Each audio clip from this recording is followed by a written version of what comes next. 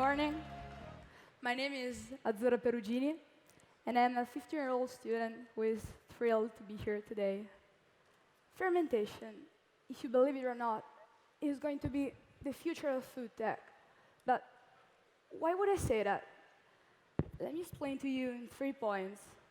First of all, fermentation is sustainable and affordable.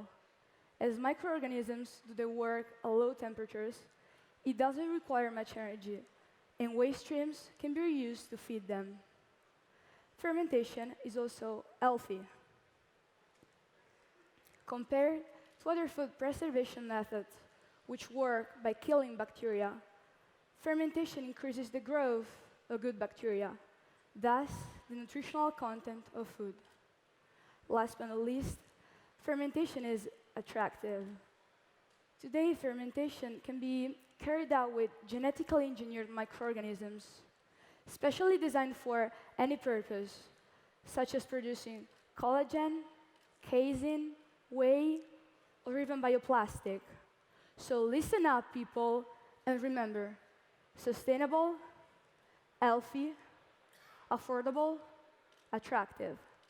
And that's why fermentation is really going to be the future of food tech. Thank you.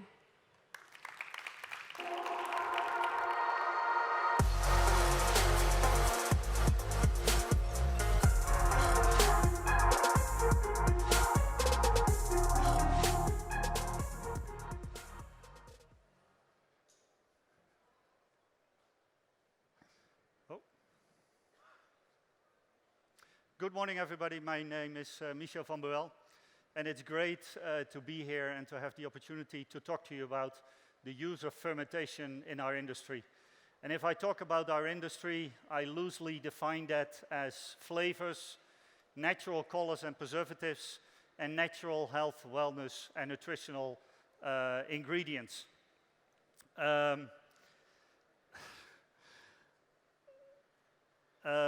Before I go into the topic of fermentation, I would like to say a few things about the impact of our industry. Not everybody is well aware of the flavor industry, and we believe we have a good impact. So we did some rough calculations, and we believe that on a daily basis, there's roughly 5 to 10 billion product-consumer interactions, meaning that on a daily basis, 5 to 10 billion people eat one of our products in a food product that they consume. And that can be in many different ways. It can be a flavor in a cereal or a yogurt over breakfast. It can be a natural color, like a concentrated vegetable juice in a soup or beverages over lunch. Or it can be a natural preservative, like rosemary extract in a sausage that you would eat over dinner. Additionally, there are many snacking moments during the day, and we also make herbs and spices for chips, or probably a less known example, for instance, a natural health ingredient like concentrated cranberry juice in a power bar. Now, each of our ingredients that we produce consists of many individual ingredients. And that can be tens of ingredients. We select them from a list of thousands of ingredients. And what is really important to us, that we use the right ingredients. Now, most of the ingredients we can buy, but there's a few that are really important to us that we have developed in-house and are unique to us. And that is actually where fermentation comes in. Now, fermentation in the food business is generally linked to the production of bread, wine, or beer. But in our industry, we use it for the production of individual ingredients or complex ingredients. And the reasons why were already just explained. They can be unique, they can be sustainable. For us, obviously, also cost is important. And today, I would like to talk to you about 2 examples. First one is more flavor related. It's about the most important ingredient that we use in the flavor business, vanilla or vanillin. And the other one is more nutritional based, and we'll come to that later. So for the ones that don't know, vanilla, the vanilla flavor is based on an extract from a vanilla bean. And a vanilla bean is the fruit of a very specific orchid that grows into, among others, Madagascar. Now, that when you harvest that vanilla bean, it's still green. And it doesn't have the very specific taste and smell that you would expect from the brown bean that you also use in your kitchen, and you can see here on the picture. And the reason for that is that the vanillin, that is the most important compound in vanilla flavors, is actually still bound to a glucose molecule. Now, to release that vanillin, to create that really nice smell, it needs to go to what people call a curing process. And in that process, a natural microbe actually cuts off the glucose for the vanillin. Now, the problem with that process is that it takes a while. It's not really robust. It can take up to 6 months. It's not really robust. It basically happens while beans are, for instance, drying in the sun on a blanket. And we, in our industry, we need really robust and high-quality ingredients. So what we did is we went looking for that one microbe that is responsible for the cleavage.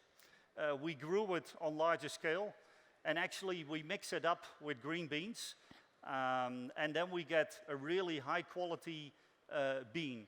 Now, we developed a process that can be used in Madagascar that doesn't have the same access to energy and of equipment that we would have in other countries around the world. And we now have a really high-quality vanilla extract. The second example that I would like to talk to you about is on the production or the development of an ingredient against iron deficiency based on a traditional food fermentation technology. Now, why would we want to work on iron deficiency? Well, iron deficiency is still, according to the World Health Organization, one of the most common and widespread nutritional disorders. Even in the industrialized world, where we have good access to food, we have access to dietary guidelines, people still sometimes have iron deficiency. And in its mild form, it might just make you a bit tired. It might give you some lack of energy. But if you don't treat it, it can lead to iron deficiency anemia. And the symptoms of that might be irregular heartbeat. It might be cognitive disorders and other issues. So certainly not something to think lightly about. And there's already quite some iron supplements on the market. You might have used some of yourself. But what we wanted to develop was an iron supplement that was recognized by consumers as naturally healthy, that could be consumed by vegans also. And the solution that we found was working together with a startup called Cura Global Health. And Cura Global Health was part of the open innovation program of a company that we acquired in 2018 called Naturex. And Naturex normally makes their products only based on extraction of botanicals. But that doesn't really work for an ingredient for iron supplement. So, we needed to look for something else. Now, the collaboration, and I know there might be quite a few startups in the room today, the collaboration with a startup can really be a win-win situation. And in this particular case, Cura Global Health could use our expertise in scientific validation of health benefits. They could use our expertise in regulatory and also our marketing and sales power. And for us, we could bring a really unique compound onto the market. So there's really a win-win situation. Now, what was the solution that Cura Global Health came up with? Well, they use a traditional food fermentation using a fungus, Aspergillus oryzae, that is grown on rice. And this way of making food is already used in Japan for 2,000 years and probably more.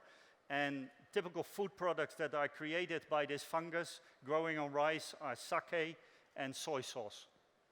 So it's really a natural product.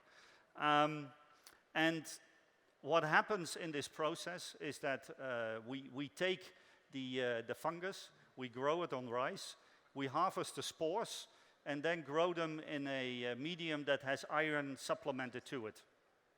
And the fungus actually takes up the iron, and then we harvest them, we grind them, we dry them, we ground them, and we could use them in products. Now, we wanted to make sure that an ingredient that we bring on the market really helps. So we started looking at, is the iron actually in the fungus? Because otherwise it wouldn't really work. And what you see here is a cell of the fungus in the middle, going from the bottom to the top. And the black dots that you see is actually the iron. And it's all concentrated into the cell. So this proves that the iron is actually inside of the cell. Now, secondly, we wanted to make sure that it works at least as best as the current iron supplements that are on the market. And the benchmark there is ferrous sulfate. And we first looked at the bioavailability of our ingredient called Ultimine compared to ferrous sulfate. And what you can see is that basically the availability for the ingredient is for both the same. Then we looked at one of the issues with ferrous sulfide is that if you overdose it, you get too much iron in your blood. And what we did here is that the amount of iron compared to an enzyme that can transfer the iron inside of your body should be in a certain range. And in this particular case, that's between 20 and 40%. And because of the reason, the way the fungus stores the iron in its cells, it's not released as fast as ferrous sulfate would do, and doesn't lead to any of the issues that you would normally get. And what could be some of the issues? Well, if you overdose ferrous sulfate, and sorry to do this to you just before lunch, but you might have issues with constipation, with nausea, and with diarrhea. And we tested both products. And actually you see that the Ultimine product, so the iron stored in the fungus, is roughly gives the same amount of issue as a placebo. So we believe it's nice and safe. So I hope to have shown you that by using traditional food fermentation methods, we have been able to develop a naturally healthy product that can be used by vegans. And I think in general, fermentation is a technology that we use a lot in our industry, and I believe we will even use it more in the future. Thank you.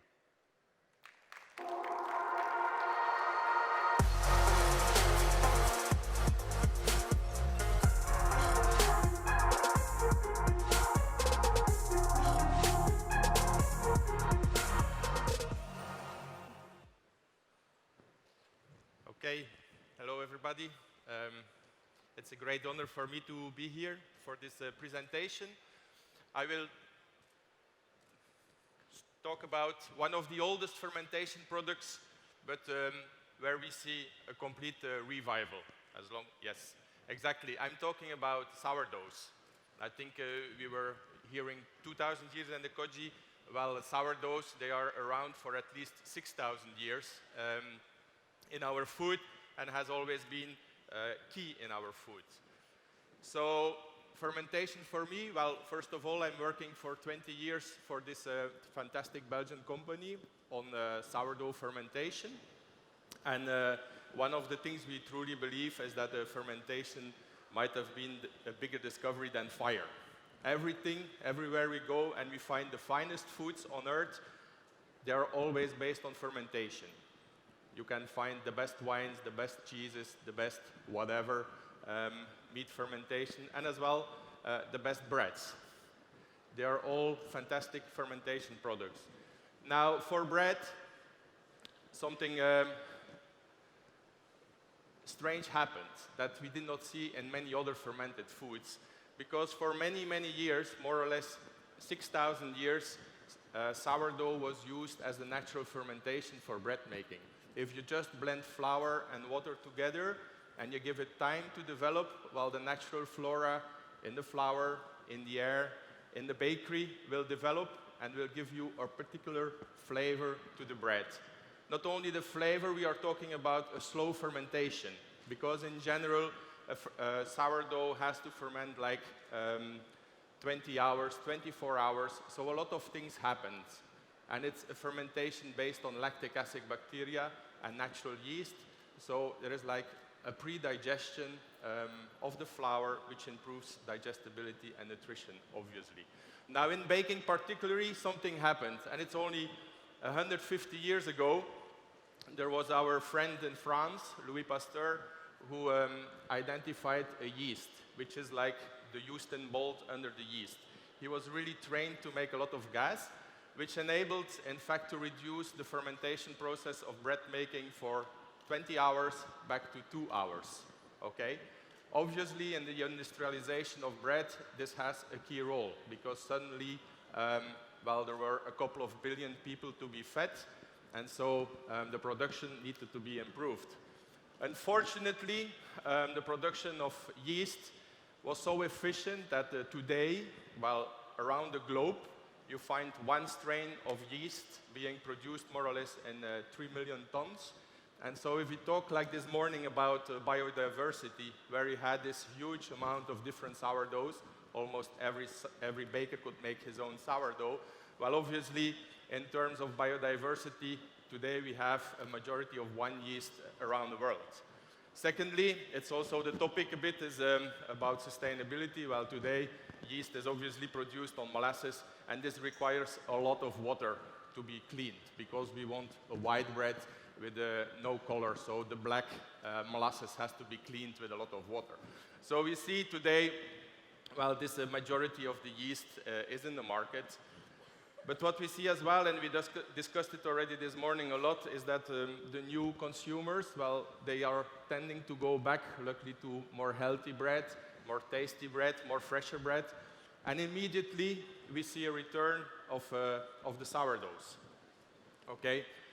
And so 20 years ago, we started at Puratos with a big study around sourdoughs, because if you go in more desolate villages, you can still find very, very nice sourdoughs around. And so we went on our quest, and we went isolating specific sourdoughs from around the world and tried to understand what is the biodiversity of all those sourdoughs. What is the potential for our bakery industry for future development on sourdough?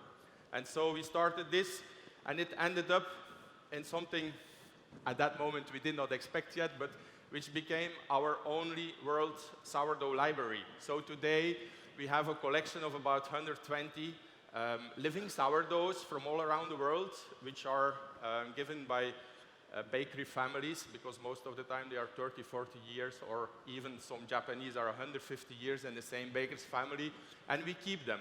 We keep them mainly for understanding and for research. I have a little movie to show you around in the library. I hope the sound is going.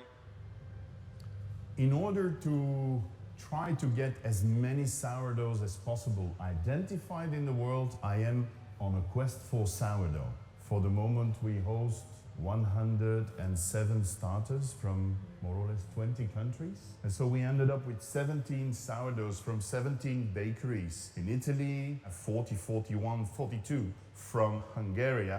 The 64 was an old lady in China. It's sourdoughs with a story, where I know the people behind, like 79 is from Josie Baker in San Francisco.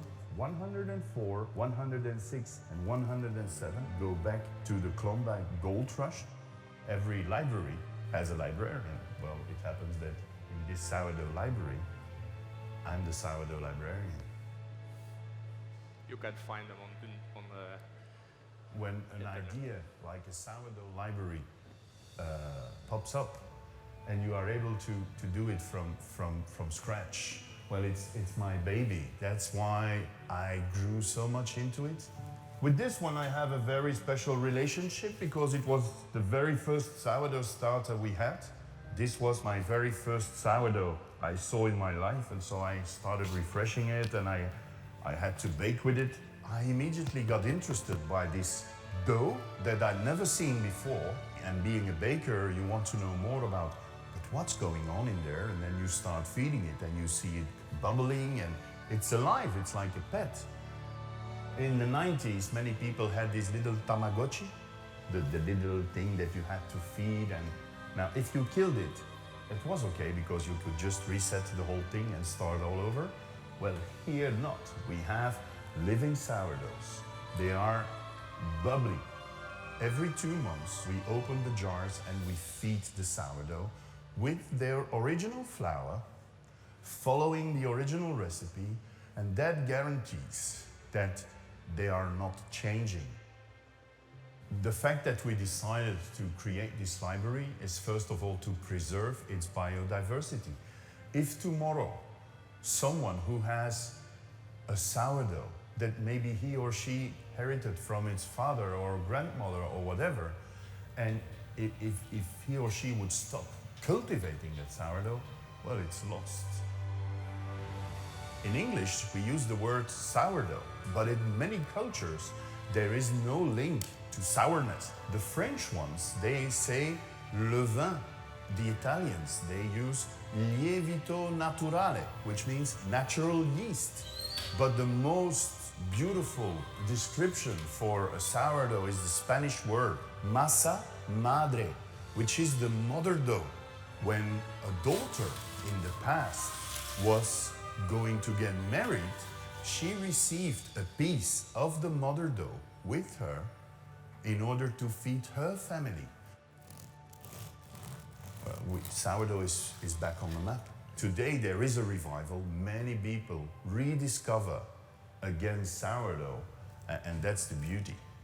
Sourdough bread is so much better for humankind than just regular bread that is fermented with yeast. I think that every bread has something good, but sourdough just brings it to another level. Okay, so that's our sourdough librarian. So if you want to see the library, it's virtually as well. You can do a tour, and you are even allowed to go into our fridges, because behind every sourdough there is a story, and you can go and travel along with the sourdoughs. But now, as I said, this library is physically limited, and we wanted to capture even more about the biodiversity of sourdoughs. So we also started an online platform where everybody who is interested by sourdoughs can register his own sourdough and tell us a little bit more about why you are making sourdough, what is the effect of sourdough, so that we can use that as well into communication to consumers and learn them again about natural fermentation in bread making. I think through this initiative, now we understand sourdoughs better than we have ever done in the past. And this allows us for future developments to understand the real benefits of different lactic acid bacteria, different natural yeast that we can use.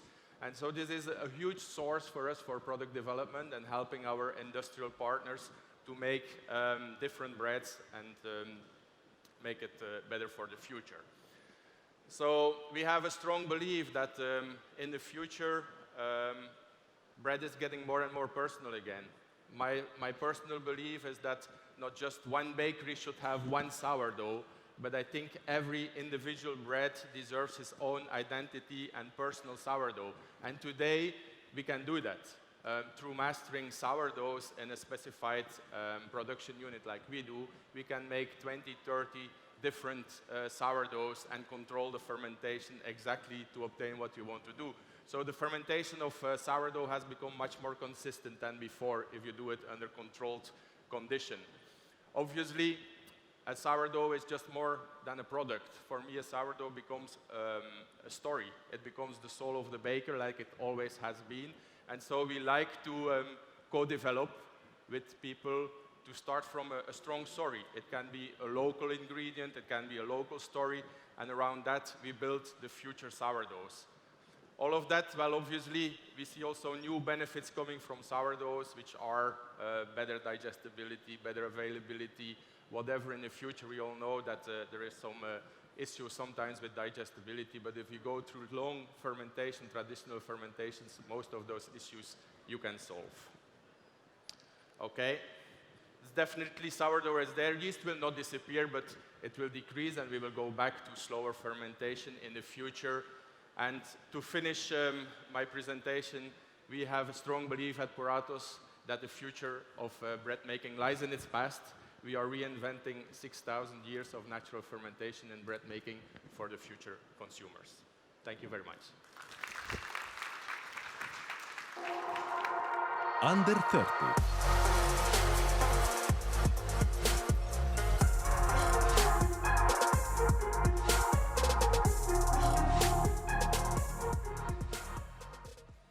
Hi, I'm Chris, the CEO and co-founder of Better Nature, and I'm absolutely thrilled to be here. I'd like to start with a question. Just a show of hands, who here has heard of tempeh? Okay, wow, quite a bit of you. But for those that have never heard of tempeh before, you're about to learn about something that is very exciting. I'd like to start my talk with two short stories, one about myself and another about my co-founder, Ando. So this is a photo of me on the 7th of October, 2017, having just run the Oxford Half Marathon. I was 72 kilograms, and I was fit. However, despite being an avid runner, I had a greater dream. I wanted to box for my university, Oxford, against Cambridge in a varsity boxing match. But it wasn't as simple as just training. In order to make it onto the team, I had to lose 10 kilograms of weight, which I then set out to do. Over the next 5 months, I paid an intense amount of attention to my diet. I cared about how much protein I was packing in, the nutrients I was taking, and it was during this process that I obsessed not only about the impact that my diet had on myself, but the impact that my diet had on my environment. 5 months later, I weighed in on the morning of my fight at 62 kilograms and proceeded to win. But something even more significant happened. I've discovered one fundamental truth. Our food system is broken. Our food demands, especially our obsession with meat and animal-based products, are destroying our planet. And I realized that I had to do whatever was in my power to change this. On the other side of the planet, my now co-founder, Ando, came to the same realization but through a different lens. When traveling in Indonesia, around the remote island of Papua, he met a young boy called Edie. Edie's parents owned a farm that grew soybeans. And these soybeans were primarily used to make animal feed, to feed cattle. But with the proceeds from their farm, they couldn't even afford the cheapest sources of protein to feed the growing sun. As a result, Edie was 11 at the time, but looked about 8.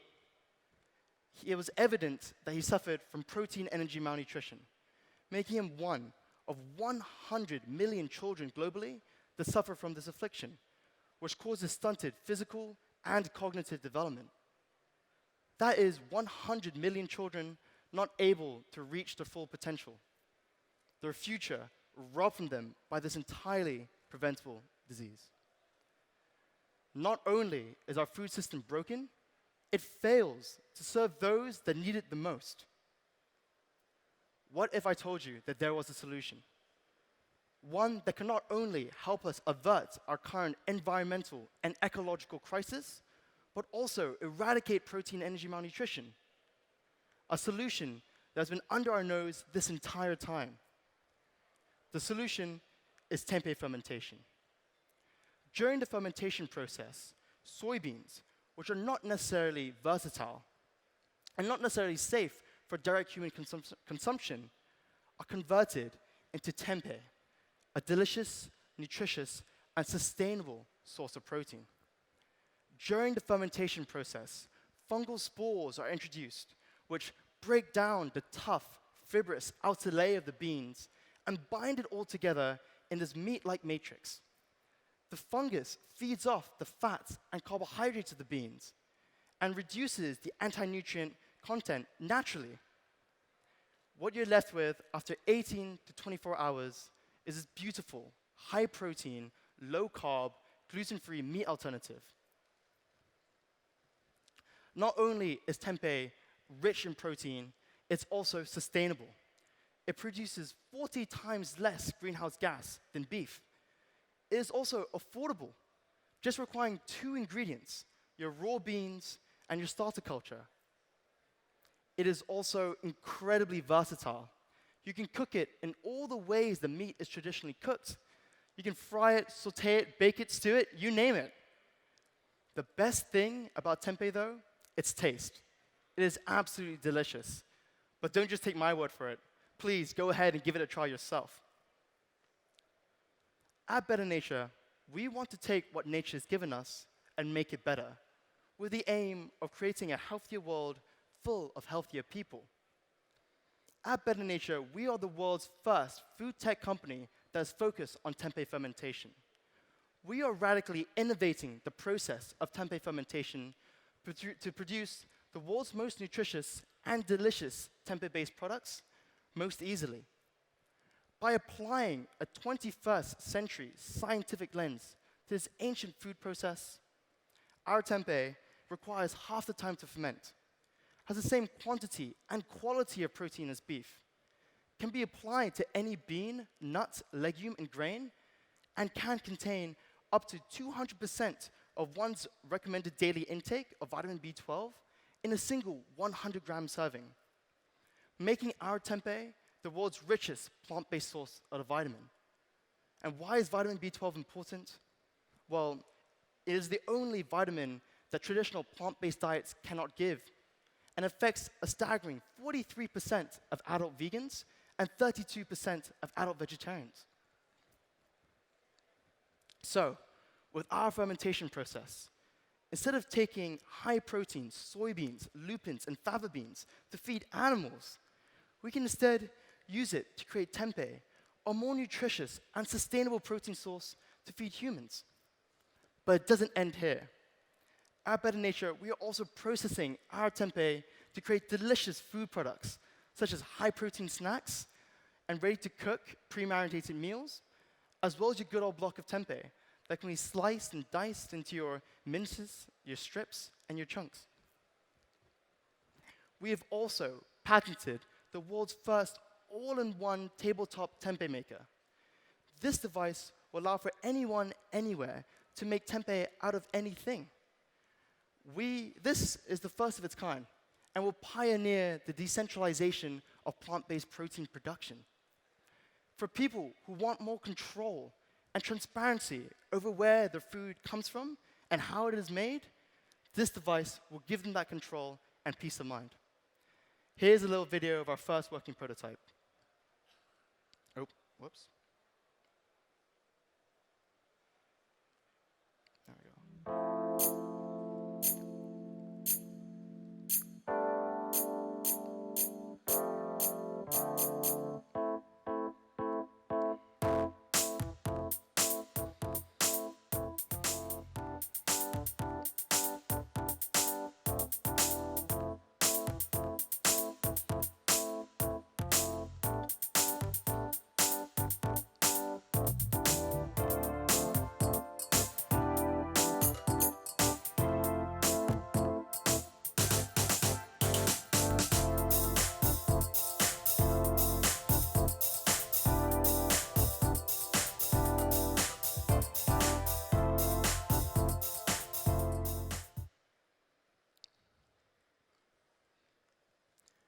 With every purchase of our device, our customers will be supporting our social mission of alleviating protein energy malnutrition by helping us donate a tempeh maker to those that really need it. By working together with local NGOs, such as the Indonesian Tempeh movement, we can help educate and empower local rural farmers to make tempeh out of their local crop, be it groundnuts in Africa or pulses in Asia. Our tempeh maker and our starters will help them not only improve their livelihoods by selling an added value product, but also help them improve the nutritional well-being of the local communities, and eradicate protein energy malnutrition from the ground up? What if I told you that there was a solution to our current environmental and ecological crisis? What if I told you that there was a solution to protein energy malnutrition, an affliction that affects 1 in 10 children globally? Would you believe me? Come and see it for yourself and stand BO5 Hall 12 right outside this food hall. I'm Chris, the CEO and co-founder of Better Nature. Thank you very much.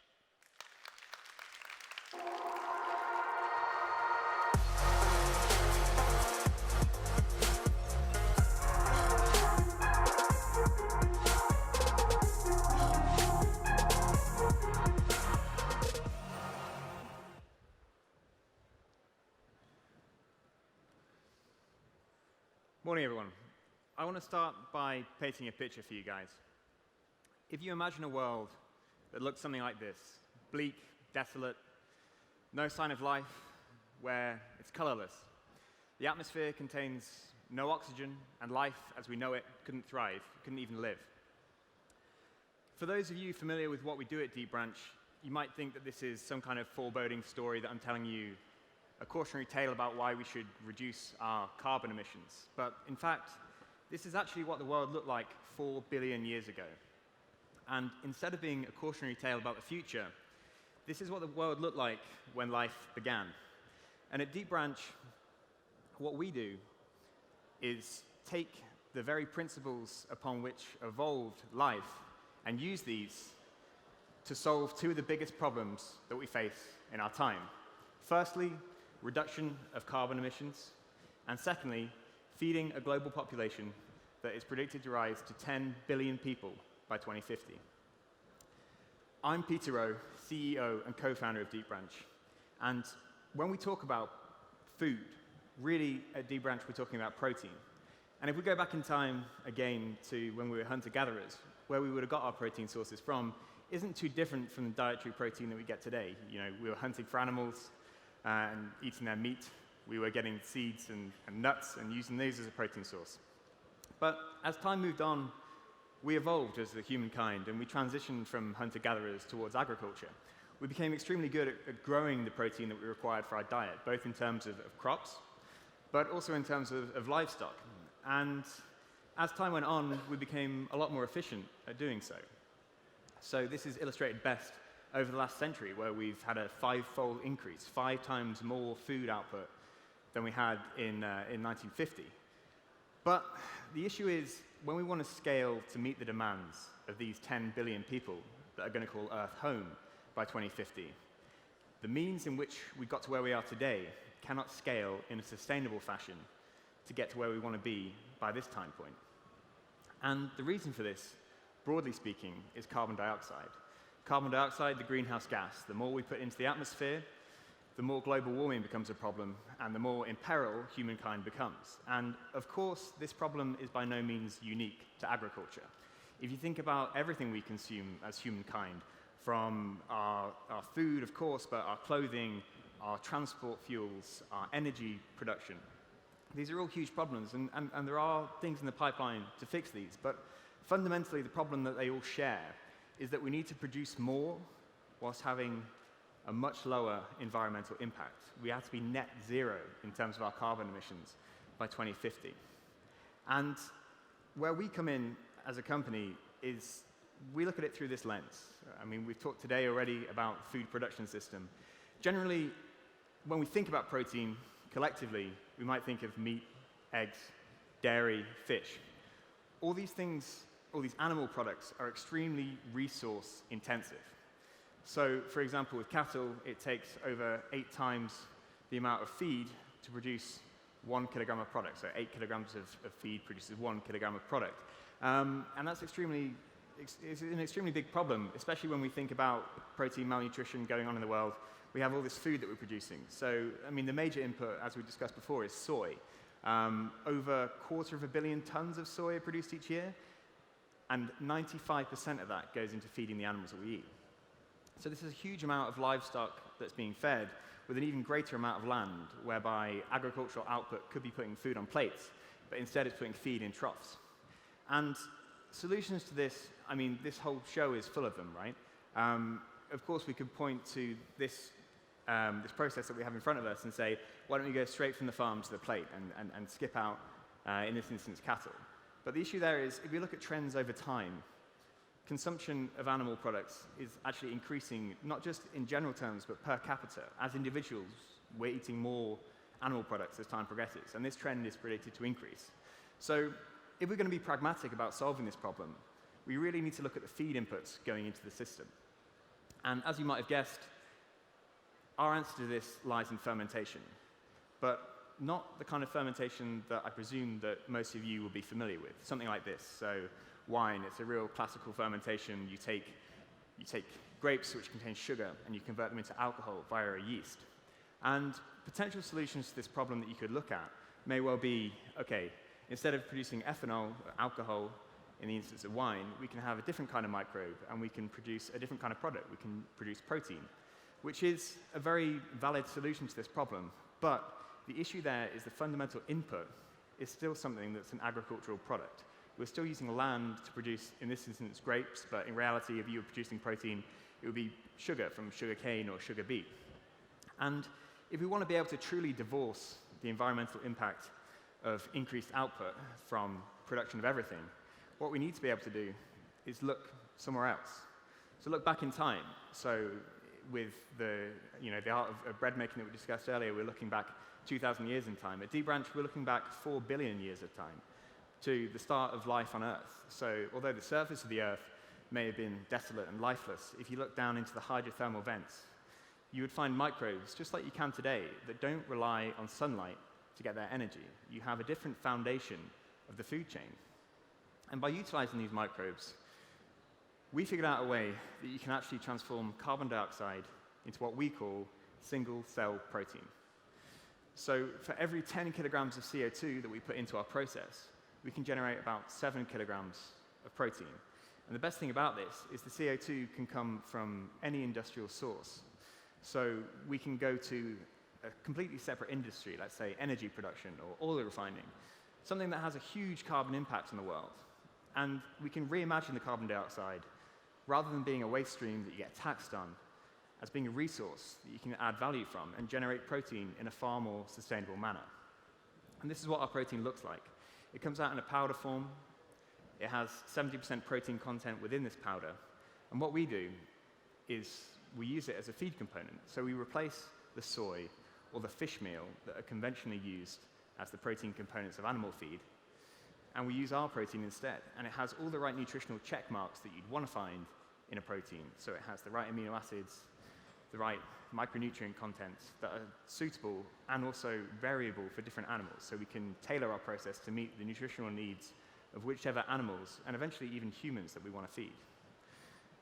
This has been a brief overview of what we're doing in terms of transforming the polluters of today into the producers of tomorrow. If you want to find out more, please visit our website, or I have a stall at FO6 today. Thanks for your time.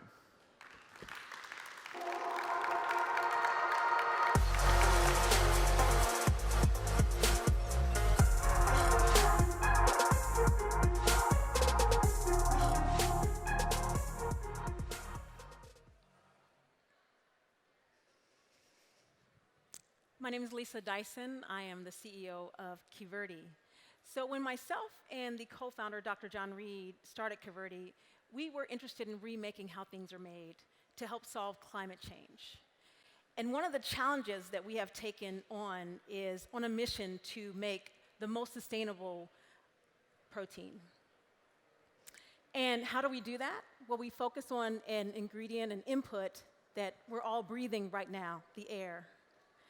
So in order to understand how we began, we looked at NASA during the space program.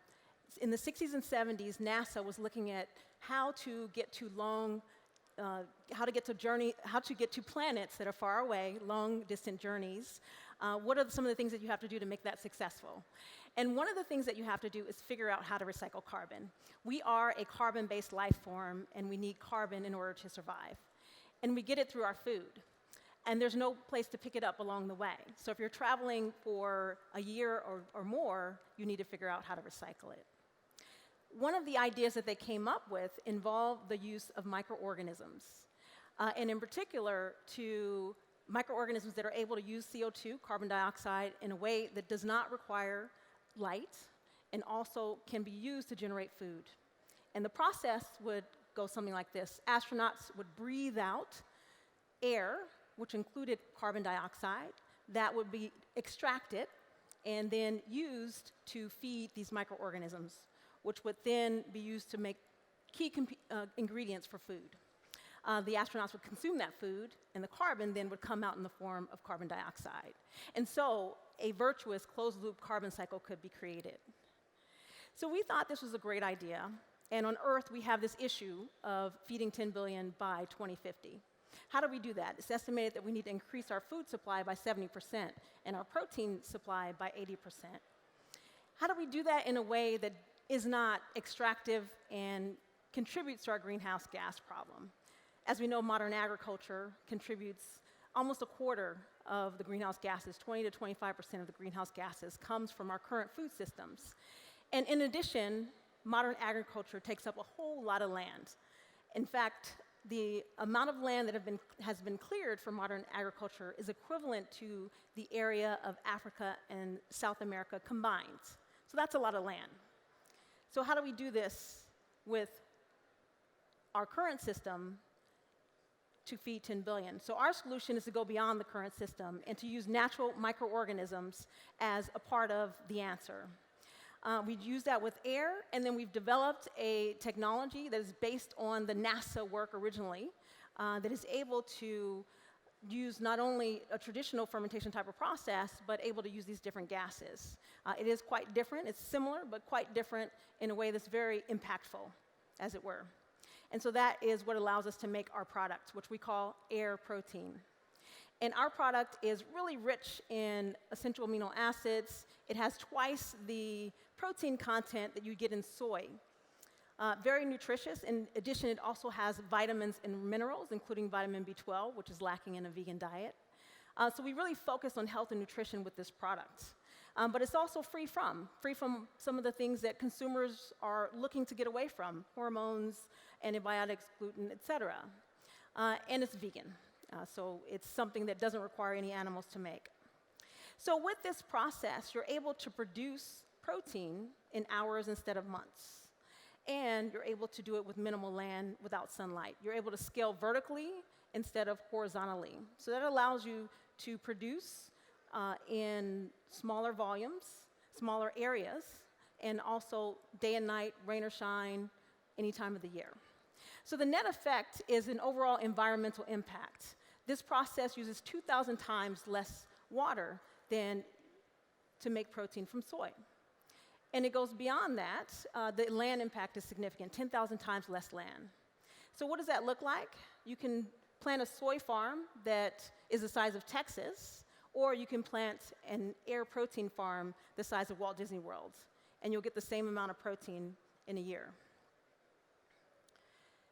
We're focused on making products that will feed us nutritionally, high nutritional impact for our products. And in addition, neutral flavor so that you can formulate them into many different things. And by design, it's a positive impact on the environment. So overall, what we're building here is what we consider to be a new type of crop cultivation. After our foods are made up of oils and proteins and carbohydrates, these are all things that you can make with this type of process. I'm focusing here on air protein as one of the key outputs, but we can also make something like a palm oil. We call it Palm Plus. We can make oleic acids, oleic acid oils. So the same type of component that you get in olive oil, you can get in the oils that we can make. So heart-healthy oils as well. So with protein in particular, there is an increased demand for protein, as we know. It's really crucial for health, and there's a lot of different places where we're looking for those different protein sources. Soy being the dominant source of plant-based protein. You know, we're looking at chickpeas, peas by themselves, kidney beans, et cetera. And these are all some of my favorite foods, so I like all of them. But we're adding this air protein to the equation. And so as we look at the many companies out there that are emerging, that are making meat-free meats that are focused on texture, as the case in Beyond Meat, or meat-free meats that are focused on flavor, as the case of Impossible Foods, they all require a protein source. And how are we going to get all that protein that we need? And we have another solution. And so with our highly nutritious, sustainable protein, you can formulate burgers, you can formulate alternatives to chicken, shakes, snacks, pastas, and many other things. So the opportunities are limitless. So we're commercializing now. We're scaling up our technology, our platform, and working with partners to develop different products. So we're excited to work with more partners, so feel free to contact me if you're interested, and we're also hiring. So if you know of any great people that want to join a company that's trying to have an impact on the environment, then contact me. Thank you.